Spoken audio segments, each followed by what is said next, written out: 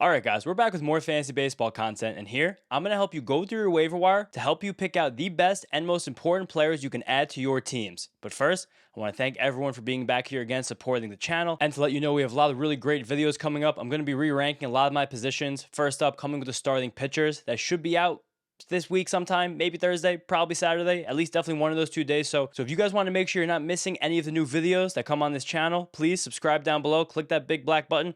Also, drop this video a like if you're enjoying what you're watching. But now let's get into it. The last few weeks have been pretty weird for waiver players. There have been some exciting call-ups, but I'm sure you guys are looking at the waiver wire in a bunch of your leagues and seeing that it's dry as a bone out there, because I know that I am. But luckily, we've had a lot of pretty exciting prospects that called up over the last week. I'm going to talk about a lot of those guys here, and this actually is a great week if your team needs starting pitching help, because there are a lot of really good starting pitchers that will be available on most of your guys' waiver wires. Like the first guy I'm going to mention, both a prospect and a starting pitcher, it's Gunnar Hoagland on the Athletics.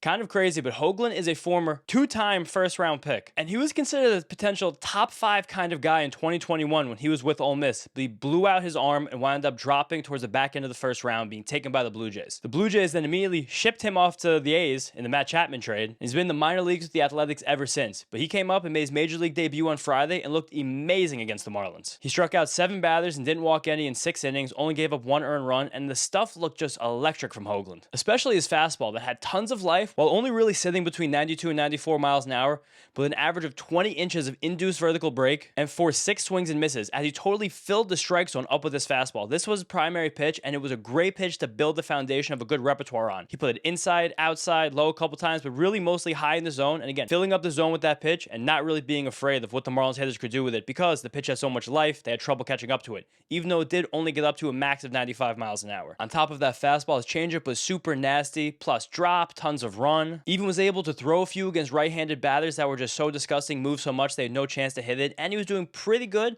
at locating it low and below the zone where no one could do any damage against it if he were to miss with one. He also has a kind of weird, interesting slider that behaves more like a cutter. It has a good bit of lift. It doesn't really move that much, and he did only throw them to left-handed batters. He also does have a sinker, also has a plus movement profile, threw a lot of them to righties. All in all, you mix those pitches together, I really liked what I saw from Hoagland. And this A's team is surprising. They're kind of a startup team.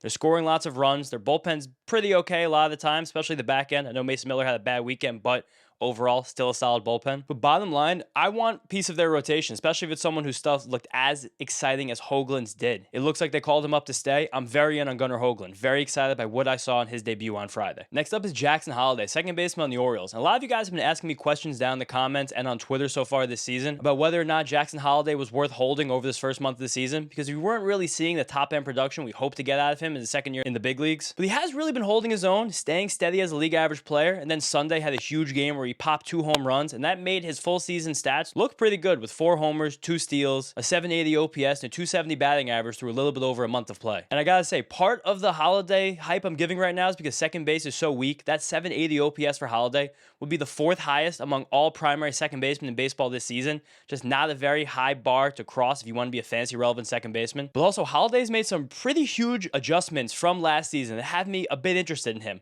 But weirdly, it's not the things that I was interested about Holliday heading into the season. I'll explain why. Through the offseason content I made, I really liked that last year Holliday just made pretty good swing decisions and also hit the ball quite hard. The problem though was his contact rate. He was swinging and missing a lot, kind of swinging out of his shoes a lot. So I was like, okay, maybe you give up some of that power for a little more contact rate, and then boom, you get the 2020 Holliday we've been waiting for. And funny enough, he actually is doing that, but in a much more extreme way. He's not really hitting the ball hard consistently that much at all right now, but making tons more contact. Specifically in the strike zone, where last year his own contact rate was one of the lowest in the league, while this year so far, it's just about league average. Huge upgrade for him. And clearly, he has shortened up his swing. He's not swinging as hard. He's swinging and missing in general significantly less often. But again, making more contact. That's great. Let the tools do the work. He's also had a huge improvement in his chase rate this year. And that comes while he's swinging just about the same rate that he was last year. So to me, that's a genuine chase rate improvement. Not just a guy who's being more patient and letting pitches of all kinds go past him more often. No, Holliday is still swinging at lots of pitches in the strike zone, making contact with more of them while not chasing as many pitches outside the strike zone. And that's all while still having enough natural power, still having nice loft on his swing to maintain power production, and that's getting him some real fantasy relevance. There's still definitely a few more tweaks and a few more adjustments in here to hit that big, again, 25-20 ceiling that we kind of hoped he'd be as the former number one overall prospect in baseball. But this is good enough to be clearly fantasy relevant at second base right now. Blatantly good enough. Next up is Ben Kasparias, pitcher on the Dodgers. And I say pitcher, not starter or reliever, because he has been working in relief for most of the season and in some short starting stints and been amazing doing it. He has a 27% strikeout rate, a 3% walk rate, a 2.91 ERA, and an 0.92 whip heading into play on Monday. And the stuff just looks completely gross. But with all of the injuries to the Dodgers starting rotation, Dave Roberts has said that they're going to move Kasparias into a true starter's role. And that's something that can be worked on quickly because Kasparias is pretty stretched out as is. He threw 54 pitches in his last appearance last week when he came into the game for the injured Tyler Glasnow. The week before, he threw 40 pitches in a start, in big air quotes, start against the Cubs, where literally, guys, I was covering this game for Roto World. Kasparias came out of the game in the third inning when he was throwing it super well, exactly when the Cubs lineup turned over for a first time. So clearly the Dodgers do still have some issues with him facing hitters twice and of course 3 times. But also before that game against the Cubs, he's been sitting around 30-ish pitches per appearance, and he hasn't thrown fewer than 23 pitches in any outing dating all the way back to the beginning of April. So again, moderately stretched out. He's going to be starting this week for the Dodgers, and I expect him to be able to get around to 60 to 70 pitches. But I still think they're going to be a little bit funny about his usage. Again, I mentioned last week that in the last couple outings, they've been very careful about letting hitters face him twice. So I do think we're going to get a lot of these 60, 70 pitch outings, these 4-inning starts that are not really great for fantasy. But again, I want to stress, Kasparias is on this list because if he ever does get the leash to get up to 80, 90, even 100 pitches, the stuff is so good that he could be a star. He's got a nasty cut ride fastball that's averaged 96 miles an hour in these short outings. And on top of that, he has a really nice cutter, slider, and curveball. So again, this is a repertoire where it seems like he can face hitters 2 or 3 times and still be effective against them. All 4 of those pitches have a 27% whiff rate or higher so far this season. Again, guys, it's all here for Kasparias. He has it. The one thing that's held Kasparias back before in his career in the minor leagues is a high walk rate, not having great command. But I told you guys before, only walking 3% of batters this year. It seems like he's fixed that problem. I think the Dodgers are going to be weird with him for at least another few weeks, but it's worth getting Kasparias on your rosters because this guy can really pitch. The repertoire is deep enough to be an effective starter. And again, Dodgers have a great defense, have a great lineup. You want starters on this team. That's how you rack up points. I really, really like Kasparias. Next up is Trent Grisham, center fielder on the Yankees. And honestly, I cannot believe that I'm talking about Trent Grisham on one of these episodes because he looked kind of dead over the last few years. He's been like a 600 OPS guy, playing defense, looked like he was just destined to be a 4th, 5th outfielder for the foreseeable future. But he did come to the Yankees last season as the totally forgotten piece in the Juan Soto trade. And now this year, playing in a growing role, he looks amazing. It's just really hard to ignore 1,000 OPS and 8 homers in nearly a month of action, especially as a 28-year-old who still plays elite center field defense. And again, the thing that's really holding Grisham back is that his playing time has been mostly sporadic with the Yankees this season. But that is starting to change. Grisham has now started in 7 of the last 9 games for the Yankees, and they're clearly starting to value his production as a hitter because he's hit either first or second in all 7 of those games. Again, this Yankee lineup is crowded because between Bellinger, Judge, Goldschmidt, Ben Rice, Jason Dominguez, there's not that many players, and of course one of them is Aaron Judge, who's the best hitter on earth by far, to handle center field, corner outfield, first base, DH. It gets crowded fast. But Grisham is distinguishing himself based on how well he's hitting and the fact that he's by far the best defensive center fielder on this roster. And again, when you look deeper at Grisham, everything he's doing under the hood makes me think that he's actually kind of improving himself as a player. He's hitting the ball very, very hard. His strikeout rate is down from 27% for basically his entire career to under 20% right now. Marked improvement there. That comes while he's chasing fewer pitches out of the strike zone, making much more contact on pitches in the strike zone, and being much more aggressive. He's always been someone that's been a little bit hesitant to swing at parts in his career. Right now he's taking hacks, he's making good contact, and he's swinging at the right pitches. There's improvement here. He was also good when he came up not that long ago. Between 2019 and 2021, he was a better than league average hitter, while again, he was stealing some bags and playing tremendous center field defense. That awesome center field defense is really important for him because he is the one guy in this Yankees lineup who can actually do that. So while the playing time might continue to be a bit sporadic, we're really keeping an eye on him in our 12-team leagues. Next up is Lucas Giolito, starting pitcher on the Red Sox. And openly, I have been fading Giolito on this channel for this entire season. But he made his season and his Red Sox debut last week and really impressed me. He threw 6 innings, struck out 7 batters, and allowed 3 earned runs. But those 3 earned runs are a bit misleading because he was literally 1 pitch away from getting out of that 6th inning with no runs on the board, where he let an 0-2 changeup drift a little bit too far over the plate against Dalton Varsho, and Varsho with a 2-run homer. And then again, the next at-bat against Alejandro Kirk threw a changeup right down the middle that Kirk hit out of the park too.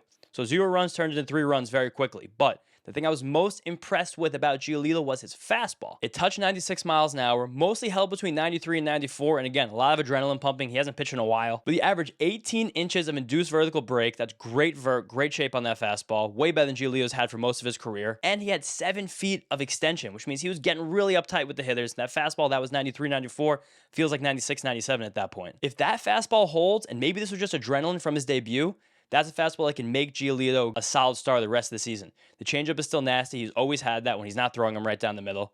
The one thing I am scared about Giolito, though, is Fenway Park. Very difficult place to pitch in, but I came away impressed. I'm paying attention to Giolito in 12-team leagues. Next up, we have Andy Pages, center fielder on the Dodgers, and right now he's simply just hitting too well to ignore. He's got 6 homers, 3 stolen bases, and an 800 OPS in a bit more than a month of play, and that's after he started the season 3 for 37 at the plate, and it looked like he was probably going to be sent back down to the minor leagues. But he's changed his fortunes quickly. He's an everyday player in the Dodgers, and every single everyday player in the Dodgers is worth keeping an eye on in fantasy. And past that, he definitely will continue to be in this Dodgers lineup every day. First of all, he's just producing. If you're hitting, you're going to be playing. But then also, Tommy Edman hit the IL last week, and he was really the only other guy who was mixing in at center field besides Pages, so he is the guy there. And then with mixing in center field, Pages is incredible defensively, has an amazing arm, really fast, all the physical tools to be a tremendous center fielder. He's also got great prospect pedigree. This is a guy. But I will say, looking under the hood, Pages looks significantly less exciting than his production would indicate. He's not hitting the ball very hard. He's not making good swing decisions. Really, he's just making a ton of contact in this Dodgers lineup in the bottom third of it and letting things happen. And tons of things are happening right now. But Pages is a guy where I kind of want to have him on my team right now. Get another hot week, start to peddle him in trades. Use him as an exciting throw-in or use him as like a low-key trade centerpiece because, hey, look at this guy in the Dodgers, playing every day, producing hard. Because with his hard hit rate and with his swing decisions, there's going to be another huge cold streak. So, worth rostering right now, but I am a little bit concerned about what this actually looks like for the rest of the season. But hey, you got to ride the wave while you have it. Next up is Steven Kolek, starting pitcher on the Padres. And Kolek made his Major League debut last year as an old 26-year-old rookie with the Padres after they took him from the Mariners in the Rule 5 draft and pitched the whole season as a reliever. But there were rumblings during the offseason spring training wanted to stretch Kolek out as a starter, which he was a full-time starter in the minor leagues in 2022, but also was a reliever from 22 all the way to 24. And he was also a reliever early in his minor league career. The last time he started full-time was actually back in 2019 when he was in low A. So there was a full season of starting in Double A, a full season starting in Low A, but there were 5 seasons total in there, and Kolek was basically a reliever the entire time. Then the Padres sent him back down to the minor leagues this year to be stretched out, and he had pretty bad results in the minors. I wouldn't go look at those. Wasn't striking many guys out, and ERA started with a 5. It really wasn't pretty. They called him back up this weekend to get a start for them, and he was good. 5 1/3 innings, no earned runs, 2 walks, 4 strikeouts, and got up to 84 pitches. And while he didn't miss many bats, his command was excellent. Tons of fastballs up in the zone. Fastball that held 94, 95 miles an hour most of his outing. Not the best shape, but he kept putting in the right spots up in the zone, was getting good call strikes, a handful of swings and misses. Really showed me something with his command of that pitch. Also has a nasty sweeper and broke off a few nice changeups and spotted them really well again, low in the zone. Kolek isn't flashy. This definitely isn't the most exciting name on this list, but the Padres have a clear need for rotation depth, and they're a solid team who plays good defense with a good home park who wins a lot of the ball games. Kolek is worth a shot in 12-team leagues as long as he's getting the ball every 5th day, and it seems like that's the plan with him moving forward in San Diego. Next up is Josh Smith, second baseman, shortstop, outfielder, kind of any position you want on the Texas Rangers. Right now, the Rangers are going through a bit of chaos at the moment. Over the weekend, they fired Donnie Ecker, their highly esteemed hitting coach. They sent Jake Berger to the minor leagues. They cut Leody Taveras. A lot of chaos happening right now in Texas with that lineup. But for as crazy as everything been all season, all Smith does is keep hitting, and he just keeps chugging along as an everyday player, finding his spots to get his playing time. On the season, he has 3 home runs, 4 stolen bases, a 300 batting average, and an 860 OPS. It's really good. And again, he keeps finding ways to stay in the lineup as a near everyday guy. At the beginning of the season, Josh Young got hurt. He filled in there for a week at third base. Then Wyatt Langford got hurt. He filled in a little bit in the outfield. Then this past week, Corey Seager was hurt. He's filling in a shortstop. He's even played a few games at first base where now Jake Berger just got sent down. Again, a guy like Smith who can play a lot of positions well and keeps hitting, has been leadoff in this order a few times. That's a guy that seems like he's going to stay in. And if he stays in this lineup, a lineup that will rebound and will start to hit better, will begin to hit again like one of the best lineups in baseball because they have the talent to be that, you want this guy on your teams. Especially a guy like Josh Smith on your teams where he's eligible tons of places. Again, shortstop, second, outfield. Could pick up first base eligibility over the next couple weeks or so.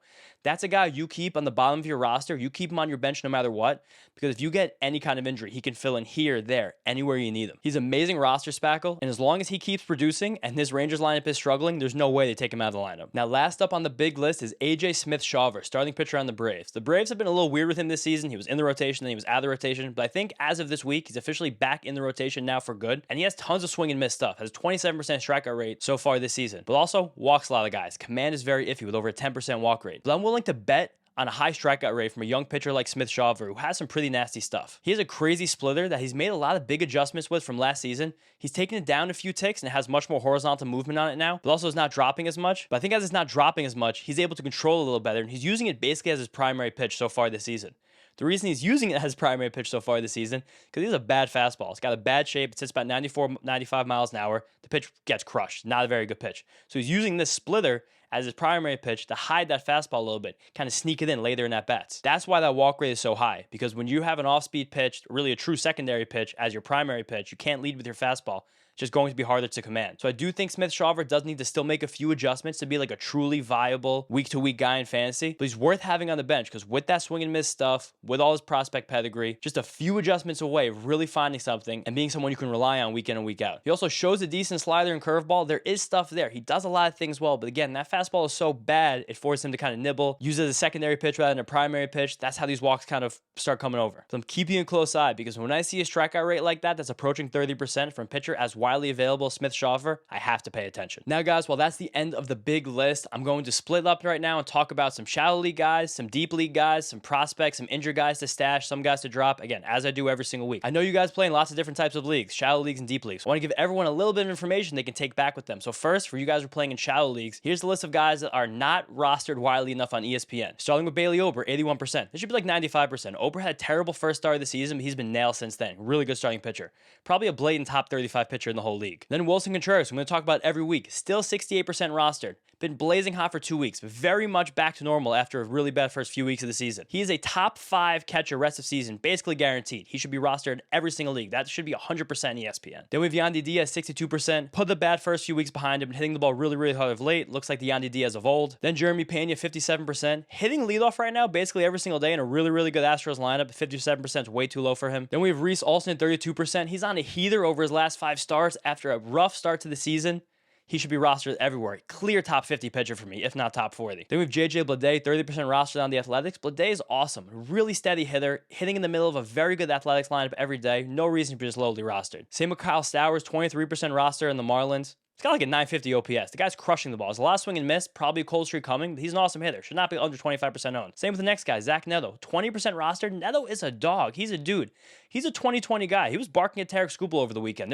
He should be like a 70% roster guy. Pretty clear top 10 shortstop for me right now. Then we have Tony Gonsolin, 19% rostered. Amazing season debut last week. Just looks like a really steady dude in the middle of a Dodgers rotation that will stay there because they need pitching help. Then Jonathan Aranda on the Rays, 17% rostered. No reason for this. He's one of the big breakout stars in baseball this year. Looking like a 30 homer, 280 average guy. You want that on all your teams. Then Rhys Hoskins, having an amazing bounce back season after being bad last year. 11% roster is too low for Rhys, who looks like the player he's basically always been, only besides last year when he was still recovering from his torn ACL. Then Grant Holmes, 9% rostered, really steady starting pitcher on the Braves. Had a great start against the Dodgers last week. Amazing stuff. And lastly, Ryan Nelson, starting pitcher on the Diamondbacks. I don't think a lot of people realize that Nelson's back in the rotation. He is pitching Monday against the Mets when this video is coming out. But he was really good last year. Should not be 1% rostered. Next, we have the stash list. Guys who aren't playing right now, but will be contributing to teams soon enough. And first, I got to start with the 2 mega prospects, Bubba Chandler and Roman Anthony. Way too good for the minor leagues. The Super 2 deadline is here. These guys should be up at some point in May. So if you have an open roster spot, hold these guys in it. Then some more pretty exciting prospects. Joe Boyle on the Rays, Logan Henderson on the Brewers. These are starting pitchers who've shown they can do it at the major league level this year. Would be really worth a stash in deeper leagues. And you got Jack Hagley, Noah, and Jordan Lawler.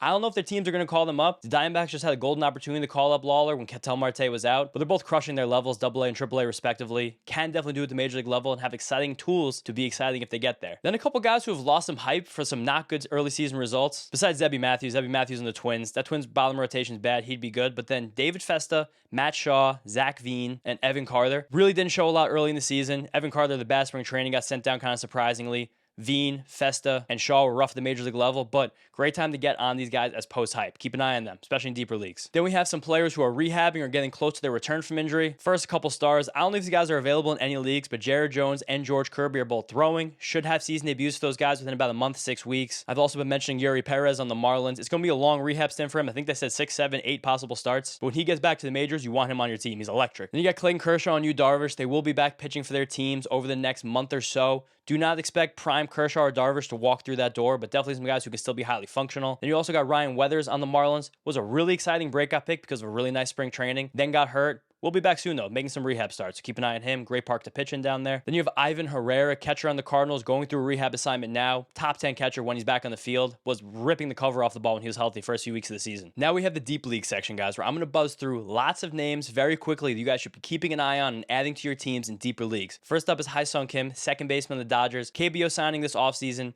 Called up over the weekend. Didn't start in his debut, but came on as a pinch runner and stole some bases. Think he gets a part-time role with the opportunity to earn a full-time role in the Dodgers, and if he does, going to steal a lot of the bags. Then Hunter Dobbins, recalled by the Red Sox over the weekend. Got a couple good secondaries, 95-mile-an-hour fastball. Decent starting pitcher, underrated. Same with Luis Ortiz in the Guardians, who is very erratic, but has lots of good secondary stuff, throwing tons of a nasty cutter. You don't know what you're going to get with him, but in deeper leagues, I want him to the bottom of my roster in case things wind up clicking. Then you got Kobe Mayo, who I really wanted to put in the big list, but the Orioles are just always so weird when they call up their prospects. Mayo got called up for 2 days so far. Started one game, sat the other. I don't know what they're going to do with him. Jordan Westbrook will probably be back in about a week anyway, so I don't know if there's a real spot for Mayo, but if he hits enough, that team's such a disaster and not going to be able to send him back down. Then you have Tomoyuki Sugano staying with the Orioles. I did mention him as like a junk baller a few weeks ago, but he's throwing a tiny bit harder, especially a splitter now. He's had a couple really nice starts. Sugano's a decent deep league pitcher. Then you have Jeff McNeil, Luis Angel Acuna on the Mets. Acuna you kind of can't take him out of the lineup. He's playing second. He got started third over the weekend. He's hitting 300. He's stealing tons of bags. He just looks like a ball player. And Jeff McNeil, since he came back from injury,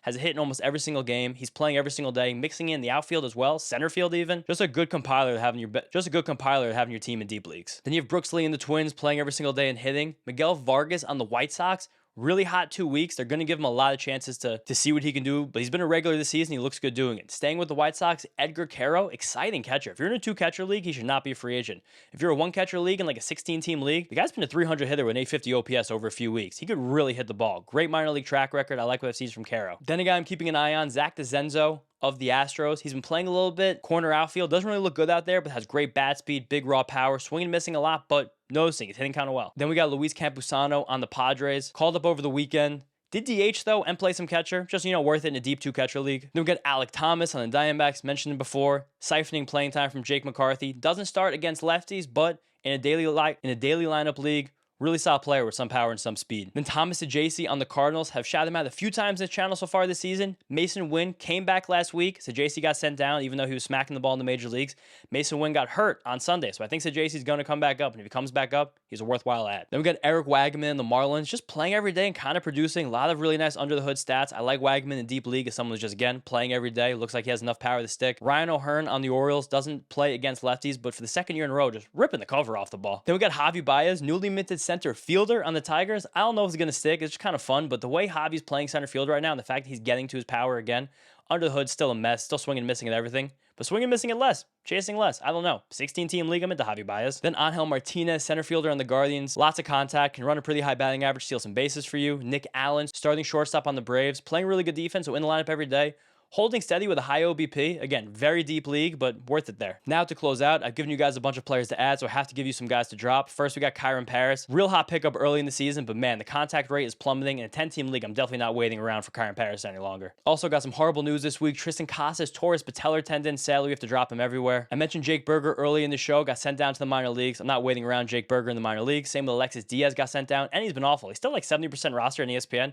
No idea why. He hasn't been good for like 2 years. Get Alexis Diaz off your teams if he's on them. Then Bowden Francis, he was kind of a hot sleeper early in the season, but he's just not really missing that many bats. ERA over 5. I'm definitely not hanging around for Bowden Francis 10-team leagues. I'm definitely thinking about dropping him in 12-team leagues, especially for guys I mentioned at the top like Hoagland or Kasparius. They've advocated dropping Jeffrey Springs. He's not missing many bats. Fastball's creeping down 90 miles an hour. Not that good. Ryan McMahon has been terrible. I've been really trying to hold on to him some teams, streaming him at Coors Field, but he just looks awful. I'm sure there's going to be a hot streak at some point this season. He's too good to be this bad of a player, but I can't hang on to Ryan McMahon right now, not even 12-team leagues. Same goes for Will Warren on the Yankees, just doesn't have anything in his bag against left-handed hitters. And then lastly, a guy who I really loved heading into the season, Gavin Williams, has not been able to find it. Sometimes he uses his color, sometimes he doesn't. 10-team league, though, I'm cutting bait with Williams. 12-team league, giving him another week. I have to give him another week. He still throws 100 miles an hour, but man, it's getting hard to hold him. All right, guys, thank you so much. Another great waiver wire video in the books. If you guys do like what you're watching again and want to get notifications for my future videos, please go down there, click the big black button, subscribe to the channel. Also, drop this video a like. Again, starting pitcher re-rankings, top 50 update coming later this week. Thank you guys so much for being here.